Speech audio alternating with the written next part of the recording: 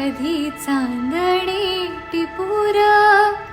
तुझ्या डोळ्यात वाचले, कधी उतरला चंद्र